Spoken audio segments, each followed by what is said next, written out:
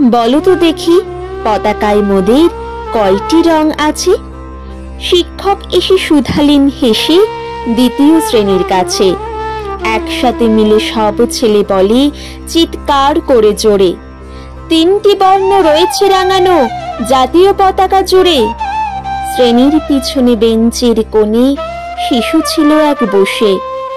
পতাকার মাঝে 5 রং আছে, বলল সে মৃদু ভাষে। কথা তার শুনে বাকি শিশুগণে হেসে খায় লুটোপুটি।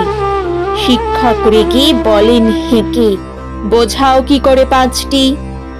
মাথা নিচু করে ভয়ার্ত স্বরে সরল শিশুটি বলে, ওপরে গেরুয়া, মাঝখানে সাদা, সবুজ আছে তার তলে, আর আছে আঁকা গোলাকার চাকা, নীল রং আছে এতে।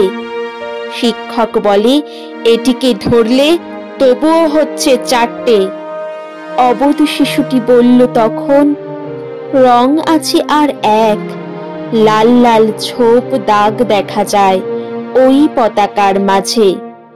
বাবাকে যখন আনলে ওরা কফিনের ঢাকা খুলে, জড়ানো রয়েছে দেহখানা তার পতাকা আর ফুলে। রক্তের দাগে ছিল লাল ছোপ ওই পতাকার মাঝে। এই নিয়ে মোট হলো 5টি, এবার তো ঠিক আছে? সরল শিশুটির জবাবখানি কাঁপিয়ে দিল বুক। অশ্রু এলো নয়ন ভরে, শুকনো হলো মুখ। আজও যারা দেশের জন্য করছে বলিদান, স্বাধীনতার শহীদ সম তাদের অমর প্রাণ। হয়েছি স্বাধীন, পেরিয়ে গেছে 70টি বছর। দেশ বাঁচাতে যাচ্ছে যে প্রাণ, রাখছি কি তার খবর?